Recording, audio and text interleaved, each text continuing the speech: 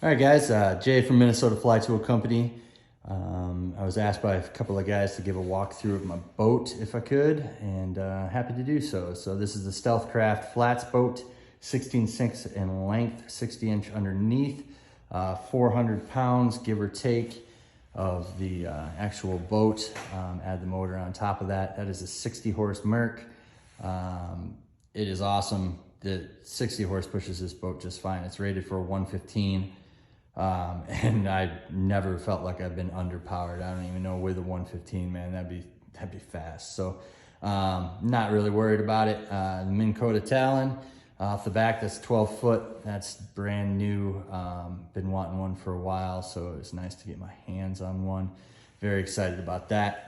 You can see back here, it's just one big casting deck. It's awesome for fly fishing, especially if you have two guys, one up front and one up back, and one in the back, and you're casting. And it's just great to stay out of each other's way and have more than enough space where you don't feel like you're gonna fall off.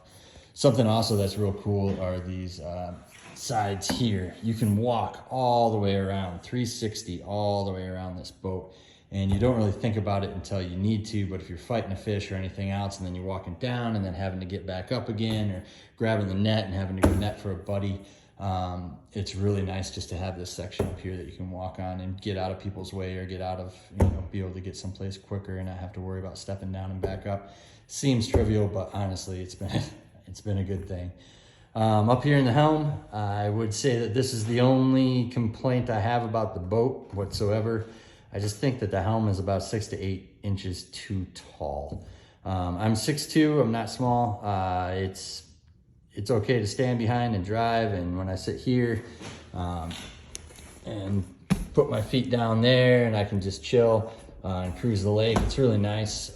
But anybody smaller than me tends to be way up top with their hands and looking over the top of it. It's trivial again, but I'd say that is the one thing I would switch, is just having that helm a little bit smaller. Stereo there, speakers down here, dual speakers. It's nice to have and use it, not all the time, but sometimes when we're just hanging out at the lake, it's real nice. These hatches back here, this is just one big storage area. It's nice. You can put the seats back there, you can put the pedestal back there, get it out of your way so everything's up and cleared for casting. We put a ladder back there because it does not have a ladder on it, and getting in and out of the water with family, it's tough. I use over here, we're using the Arctic new cooler that they have that's lighter weight. Just trying it out. I didn't have any complaints about my Yeti. It's just, it's a lot heavier. So I wanted to get one of their lightweight versions and see if it would help out. Seat cushions, 2 people can sit on that, no problem. Up top, I didn't do a casting platform, like a traditional one. All I'm using is my Yeti cooler because I have one, and it makes it real easy. I'm in Minnesota, so I'm not too worried about it. But it gets me up a little bit higher where I can look at, spot the fish and do some sight fishing, which is fun. Up here is the gas tank hatch. There you go. Gas tank's up there. Makes it really nice for distributing the weight. So it is a bigger gas tank. It's really nice. The line runs right underneath to the back. Just have the battery there, a battery up front for the trolling motor, and then the gas tank up here. So it really does get up on plane real quick. This is actually a Hughes Bonefisher mold that Mike got a hold of from Stealthcraft. And so that's what, if you're looking for any information on it, check out the Hughes Bonefisher 16.6, 60-inch bottom. We have floodlights underneath here, love them.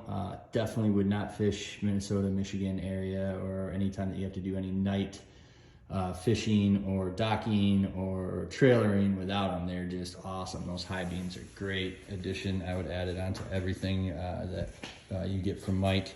They're awesome.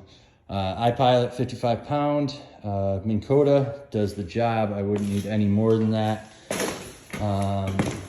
Dragonfly rubberized knobs here for keeping our flat line in, and I added all of this myself. As you can see, it's, you know, just kind of pieced together, but I love it. It's great. These decks heat up so much. It was really rough in the summertime in July when you couldn't have bare feet on here and you had kids and dogs running around on it. It was super hot. So it's been really nice to have the C deck on here. It changes things up. Other than that, there's really not much else to it. 400 pounds, Talon, 12 foot, 60 Merc, rated for 115, but 60 works great. And you can see up here, there's rod holders on that side and this side.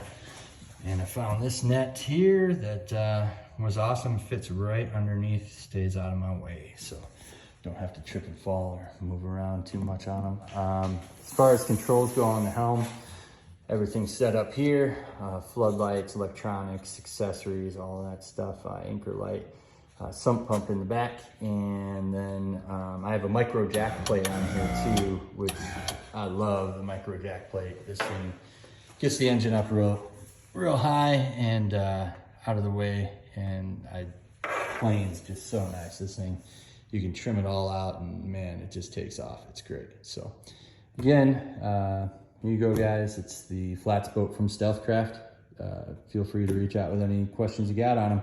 Not many of them out there, so cheers.